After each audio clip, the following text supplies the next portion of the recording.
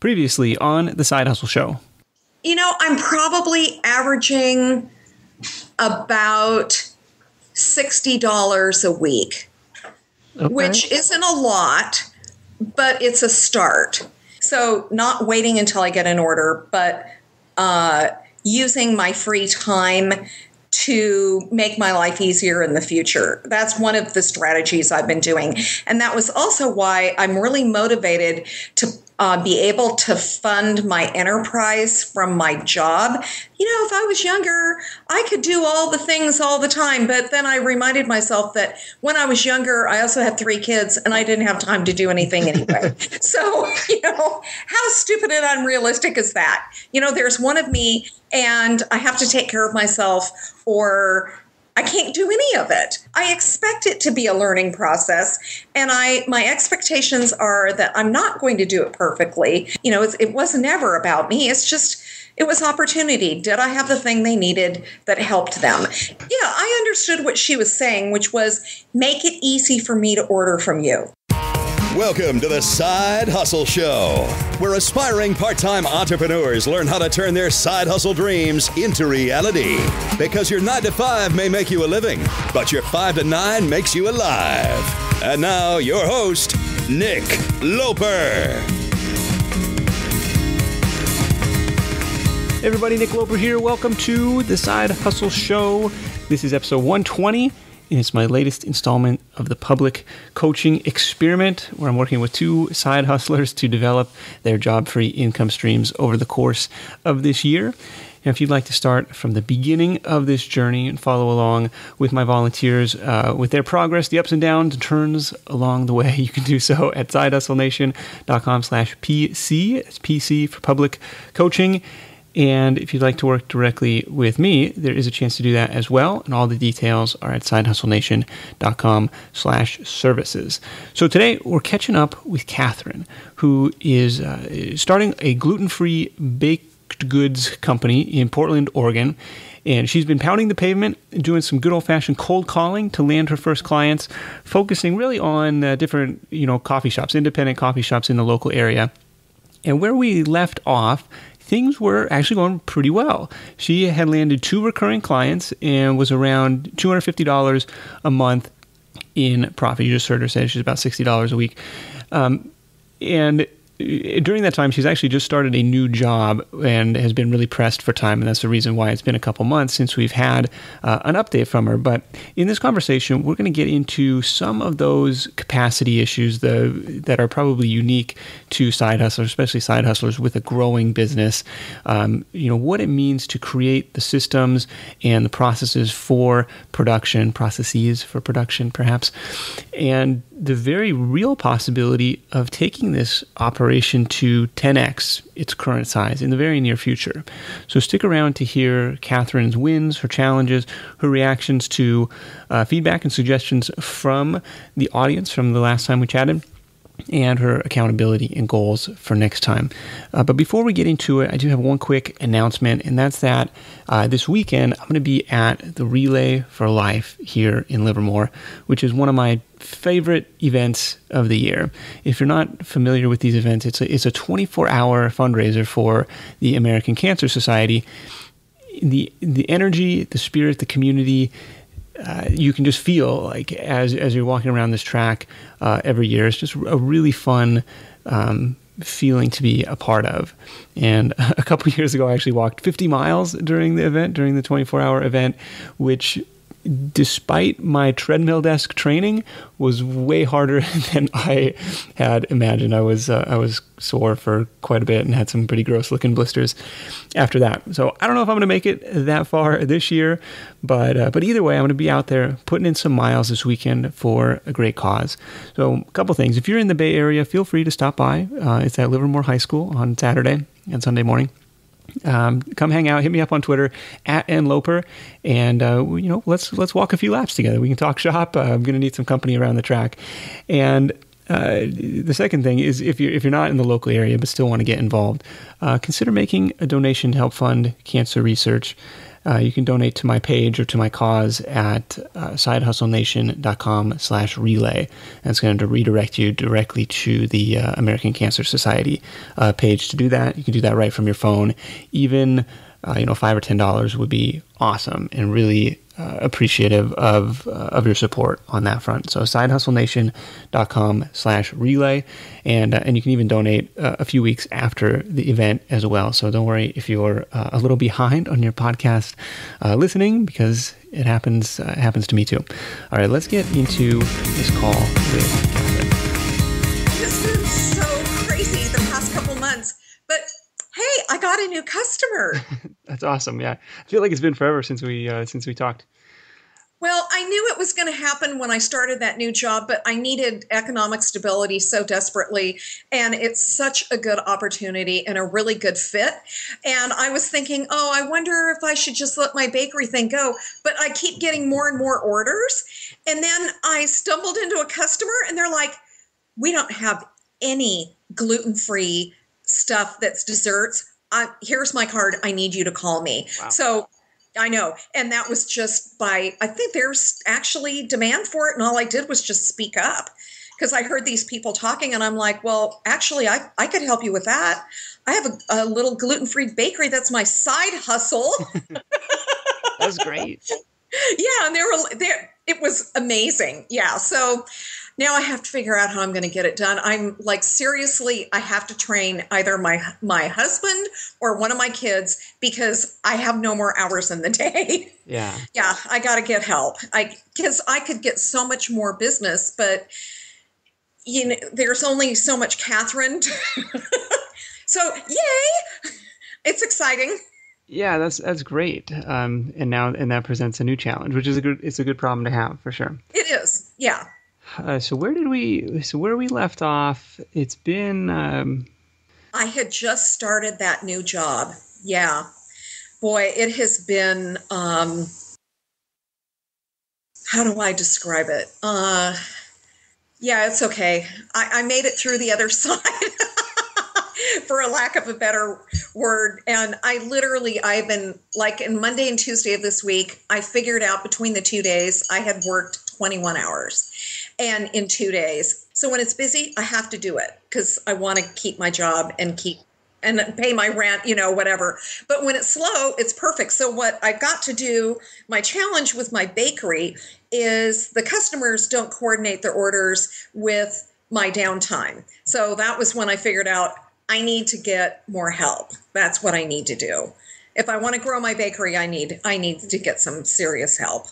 Well, let's talk about that. What does that look like? So far, actually, let's back it up. So we'll say, sure, back it up. Where are we at in terms of number of customers? Maybe weekly or monthly, order volume and stuff like that.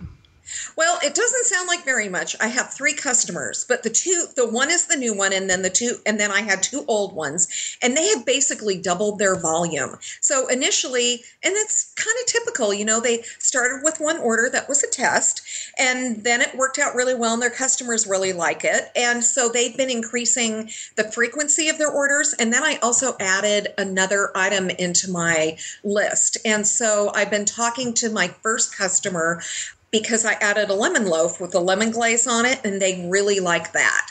The number of SKUs is increasing, and the frequency of the orders is increasing. And then I stumbled into this other customer, and you're not going to believe who it is.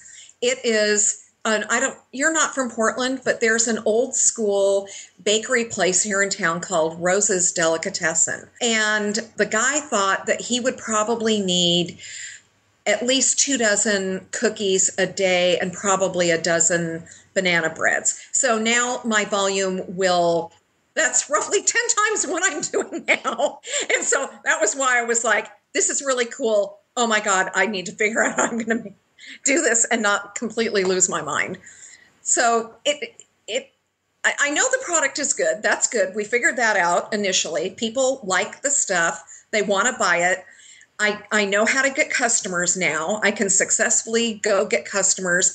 Now I need to figure out how to make the stuff fast enough. So that's where I'm at. Cool. And so we talked a couple months ago, you said we're estimating around $60 a week in profit. What would you say that number is at now?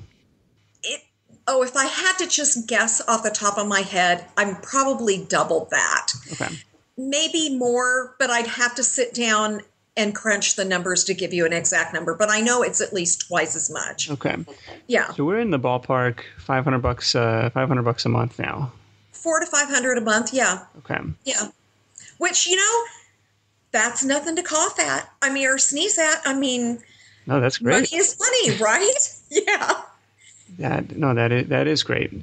So with that, is that enough to bring on some help? Yes, because I have a son who graduated from college and he has a liberal arts degree and he's trying to get a career track job. And liberal arts is and he wants to get into outside sales, into outside beverage sales. And he has good experience, but it's the first one out of college, so it's hard to get your foot in the door. And he's living with me, and he could do this and make some money, and instead of just mooch off of mom. I don't mind. Don't get it wrong. Don't take it the wrong way or anything, because I love him and I'm happy to have him here, but he could totally help. And then I approached my husband because he's a commercial real estate photographer, but his business is very stop and start and very, when he gets a job, it's huge. It's a lot of money. And then he might go 4 months with nothing. And so those two are my first two most likely suspects. And then I can go from there. But they have to do it in my kitchen. That's like the hitch and the giddy up, because the bakery license is for my kitchen in my house. And for me to be able to have I don't know about a stranger quite yet. I think it would be more feasible if I could get into a commercial kitchen, if I could double my volume, like with this Rose's Bakery order, if that thing all comes together and they use as much as I think, their order alone on a monthly basis would pay for me to be able to move my whole kitchen to commercial bakery kitchen. And I found a place. I already have one lined up. So that's great. Yeah. It was originally we were talking, hey, around that $1,500 a month mark. That's when it makes sense to go to the commercial route, and it sounds so maybe they're volume wise or dollar wise.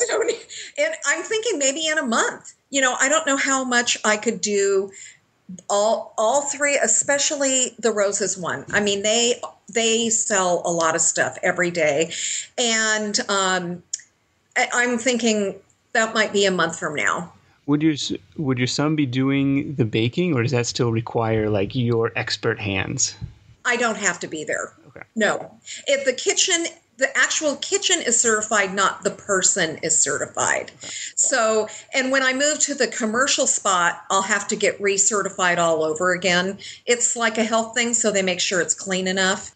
What does the process look like now for documenting the procedures?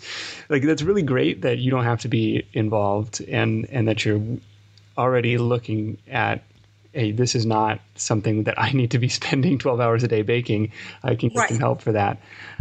So what does that look like in practice to help ease up on the capacity issues?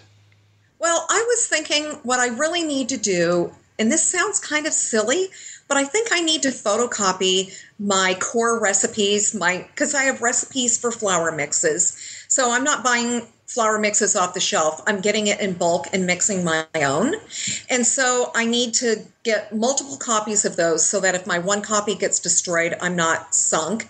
And you don't have a hard copy on your computer? I have it on my computer. Okay. But stuff happens. What I really need to do is have it like in a file in my file cabinet, and I need to laminate these things so that the people like my son or Steve, but if I could handle that capacity, then I could call that guy back from Dutch Brothers who has the 5 stores, and then I could leapfrog to that one. But this will be a good kind of intermediary. Okay, let's see if we can do a customer who isn't calling me every week, but who's calling me every day. Let's go from a weekly order to a daily order.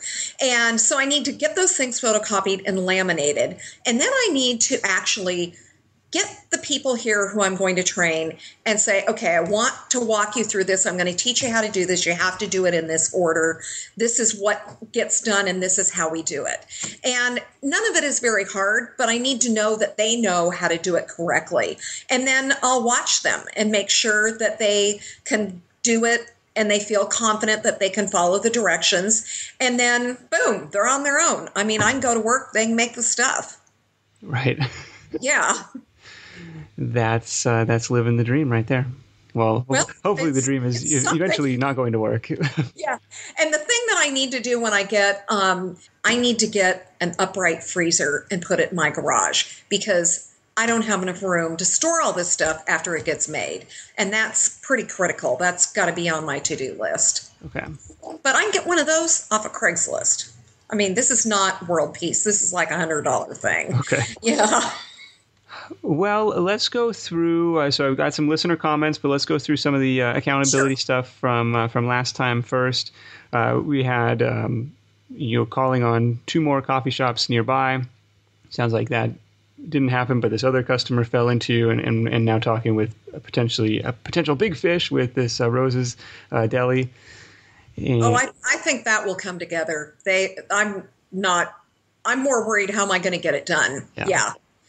The other note that I had was closing the loop, kind of postponing the Dutch Brothers conversation. I am. I'm waiting until I know I can keep up with demand because the first rule of sales is under promise and over deliver. And I ran into that problem when the Maplewood gal placed an order and I was completely overwhelmed at my new job and I couldn't get the delivery to her on time. And I mean, I never do that. And I literally just ran out of hours in the day and I was totally exhausted. And I called her. Well, thank God she also we're all doing side hustles. She's an acupuncturist and she has a coffee shop for her side hustle. And so she's got a manager on site who's running the coffee shop. Meanwhile, she's off doing the acupuncture clinic. And I had to laugh, but she was so nice. I mean, I totally took accountability. This is my fault. I am overwhelmed. I am really sorry. I understand. And she's like, oh, I totally get it. Guess what I've got going on? And I'm like, alrighty then, but I don't want to make a habit of that. I mean, under promise, over deliver. That's the number one rule in sales. So I want to make sure I can get them their stuff before I go, oh yeah, I'm going to be able to do blah, blah, blah. Yeah. Yeah. The acupuncture / coffee shop. Yeah, that's very Portland as well. Isn't it Portland? It's so Portland.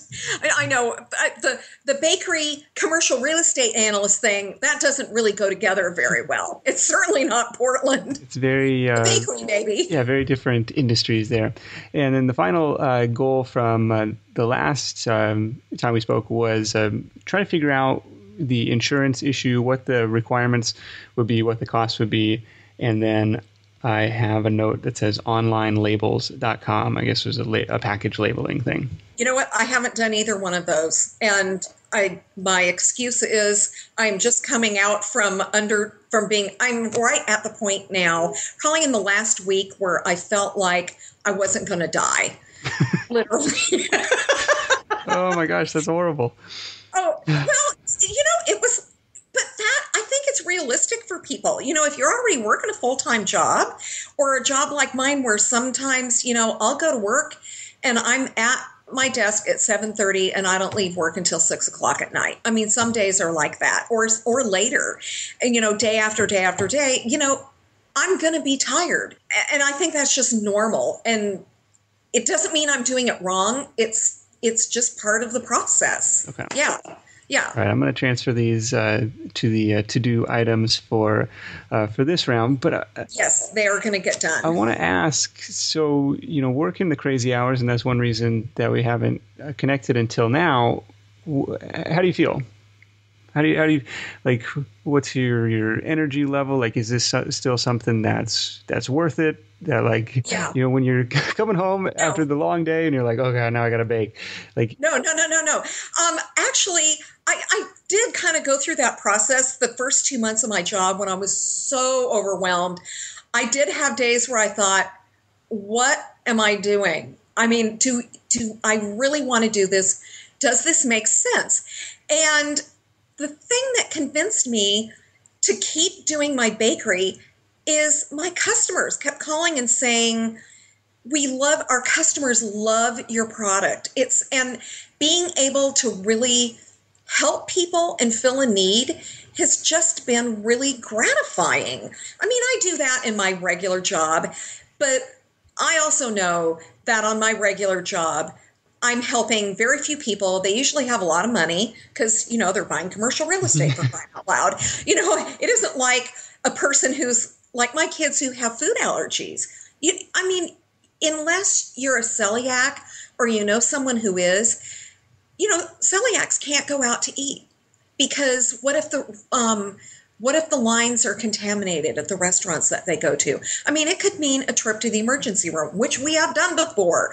And so it is very difficult to have food sensitivities. And so I feel really grateful that I can help people and they respond by buying my stuff. And then the other thing I realized is the bakery isn't going to wear me out. I can duplicate myself at my bakery. I can teach people to do what I'm doing so I can go get more customers. I can't do that at my job. My job will eventually chew me up and spit me out the other end because I cannot duplicate me at my work. And I love my job. It's fun. The people I work with are great. I feel really fortunate. I'm really good at what I do, but it will consume me. And people who've been in it for a long time, they get completely burned out because it is a deadline-oriented thing, and there's no way to multiply yourself like I can with the bakery. So that was when I realized I need to keep this. I need to keep this. I need to grow this. I can do this. And this won't kill me the way my regular job will kill me. And I mean, I am grateful I got the job. I was working for wonderful people before, but they never had enough work. And I never knew from month to month if I was going to have money to pay my bills. At least I don't have to worry about that now. But the bakery will get me more long-term of what I want. So I'm going to keep doing it. Sorry, long answer. No, that's great. Really like you're already looking at like, hey, look, this is something that can be systemized. This is something where I can remove my direct input, hours for dollars. This is something that once these customers are signed up and they can just keep the system, keep the wheel spinning, which is really cool. And I love to hear the customer feedback just because that, is so. It's so rewarding to hear, like when you make, especially when you make something like with your own hands and people love it, and it's like, oh my gosh, somebody likes my thing. I definitely, and even better that people paid you for it. So that's really cool. Yes. Well, and I get positive feedback about my other job, but again, in this, not only can I help people who do have food sensitivities, but eventually I can hire people and give people employment. The bakery thing it's so much better for so many reasons.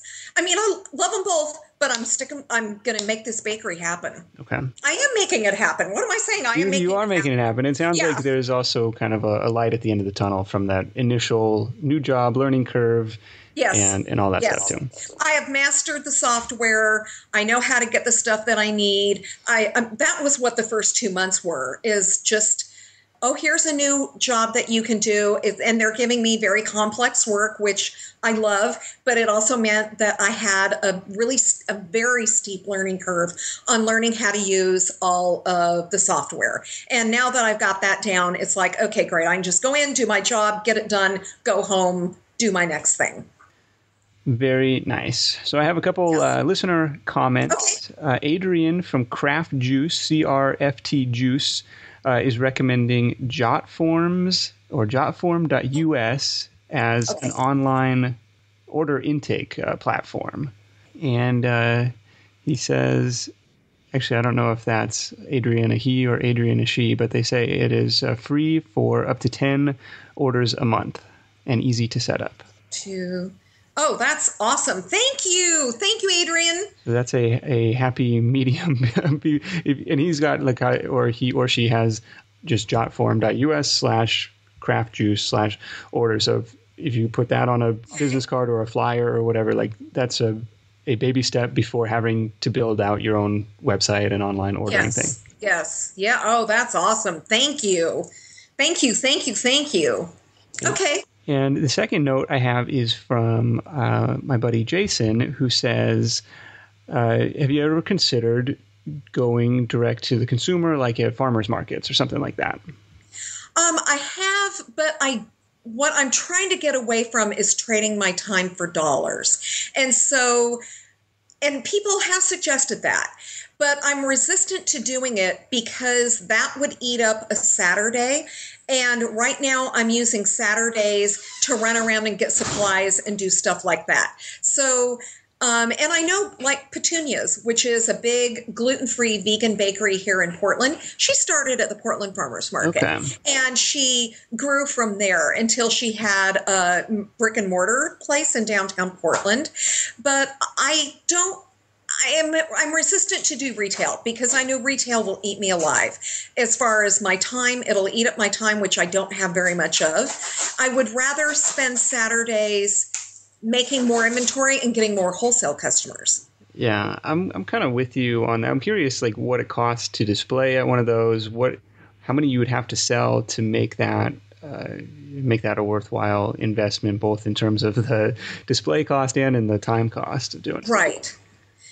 It might be fun to get immediate feedback from customers, but again, retail can be a time sink. So I'm resisting the retail thing. I can go get out. I am totally fine with going after wholesale customers. That doesn't faze me in the least. And it seems to be working. So if it ain't broke, don't fix it. That's always a new channel to add down the road as capacity frees up.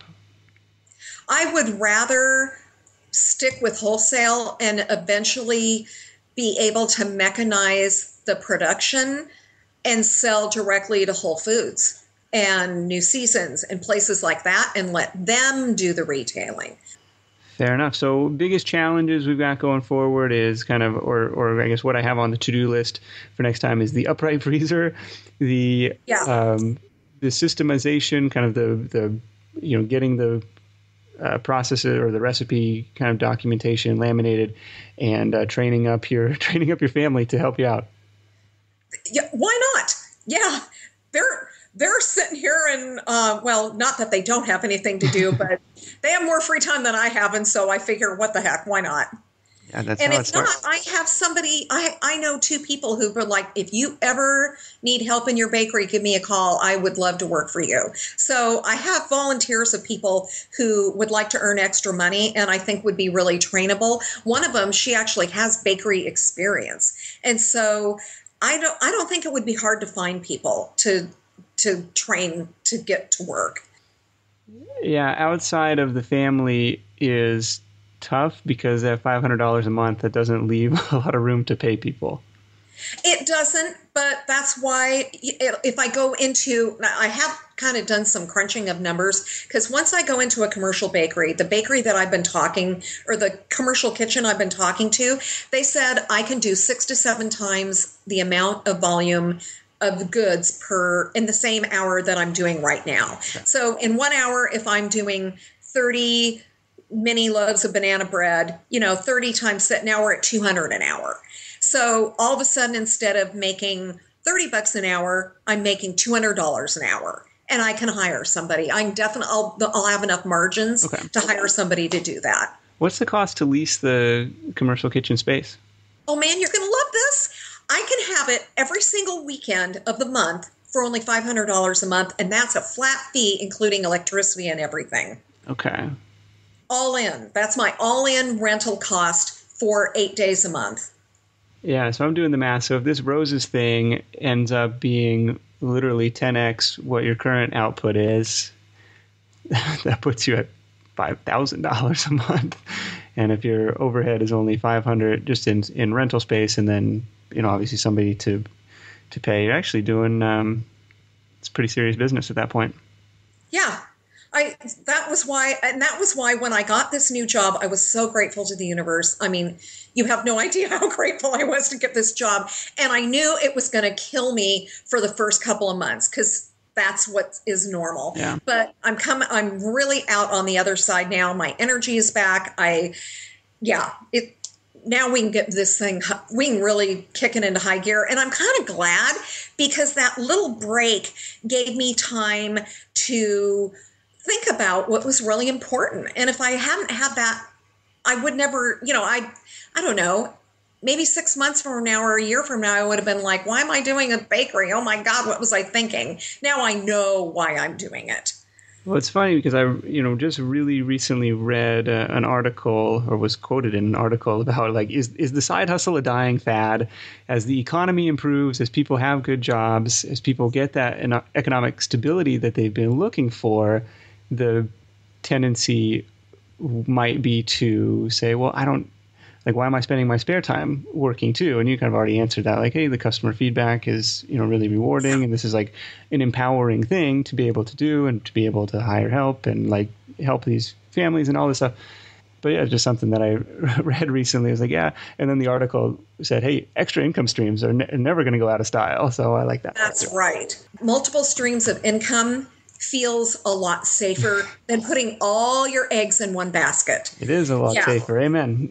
Yeah, it's so much better. And really, the people who I am writing commercial analytics for, they all have a lot of money. And I'm telling you, they all have multiple streams of income.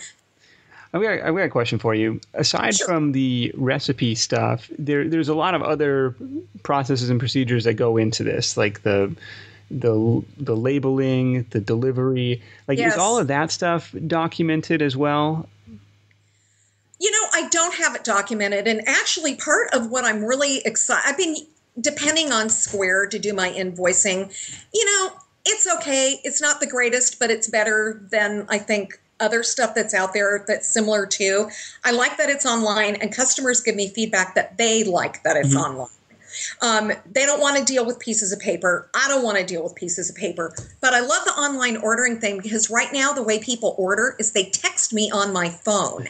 And so then I'm texting back and I'm thinking, this is not efficient. This is not a good way to do this. And so you actually answered one of my questions today that I've been trying to figure out what to do.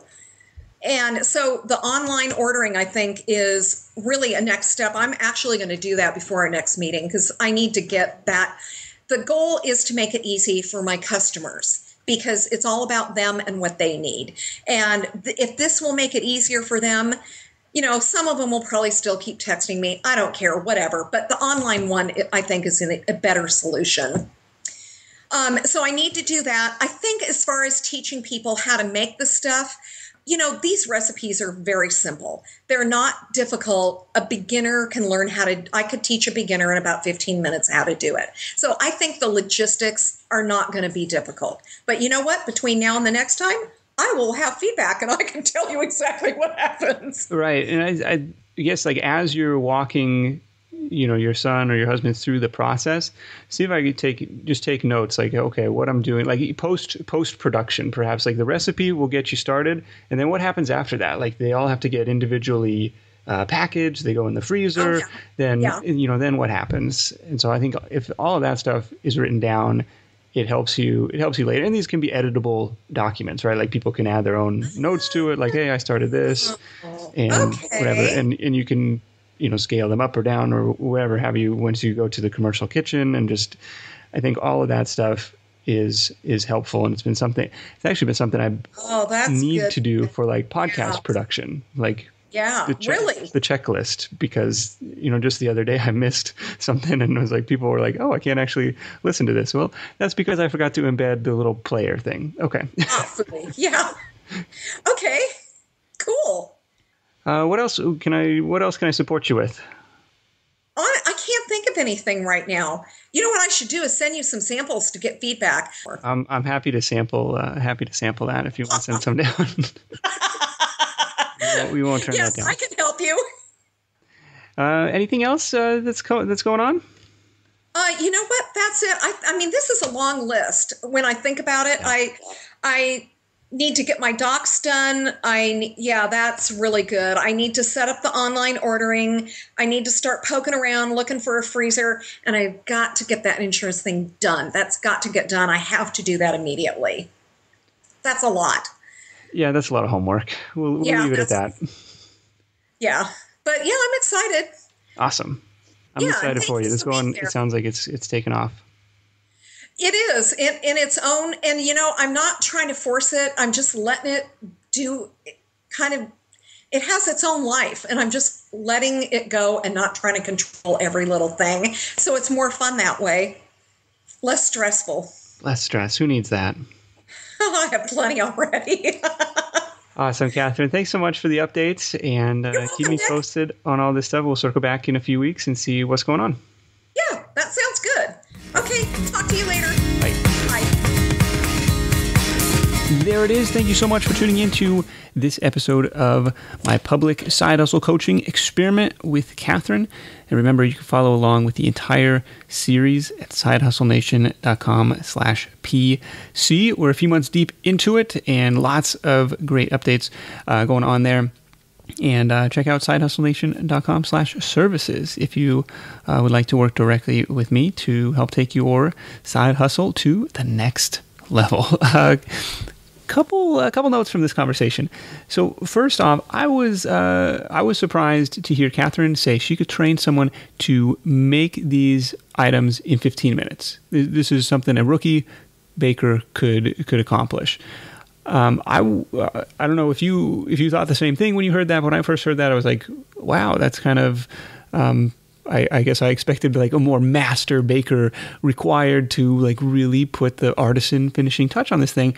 And then after I stopped the recording, she went on to explain that no, it took 30 or 40 iterations and trials and tests to like get that recipe exactly right to that point. But I think it drives home the point that, look, the product is only one part of the equation, and yeah, it's an important part, especially when it's food. It's got to be really good, but it's more so about the systems, about the sales, about the hustle to go out there and actually get the customers. Which brings up my second point is you notice the energy and the empowerment that's in her voice. And I think it comes from just taking action and making those first few sales, scoring those first few customers. It's just a huge confidence boost. And, look, she mentioned specifically, like, look, I'm not going to overthink it. I don't need to build a website. People text me their orders. This is just something I can get off the ground relatively quickly. People always said they love my baking, and here I'm going to go make this happen. And even though Kathryn's kind of got this, self-deprecating style, she's obviously doing a lot of things right. Like, she's helping her customers serve their customers. And you heard her talk about the feedback that's coming back from that. And she's doing it in such a way that they keep coming back and ordering more. So, really excited for those, for that feedback and to see where this thing is going. So thank you so much for making the Side Hustle Show part of your day. It means so much to me, and it's just it's been an awesome experience so far. Remember, now I'm off at Relay for Life this weekend, raising money to fight cancer. So if you'd like to make a donation to that cause, that would be awesome as well. I'm going to get notifications as those come in as I'm walking around the track. So that's sidehustlenation.com/relay. And that'll get you over to my personal fundraising page at the American Cancer Society. And thank you so much for your support on that. Again, no obligation, but if you have a few extra bucks, even $5 or $10 would be awesome. sidehustlenation.com/relay. And until next time, let's go out there. We'll make something happen. And I'll see you next week in the next edition of The Side Hustle Show. Hustle on. Thanks for listening to The Side Hustle Show at www.sidehustlenation.com.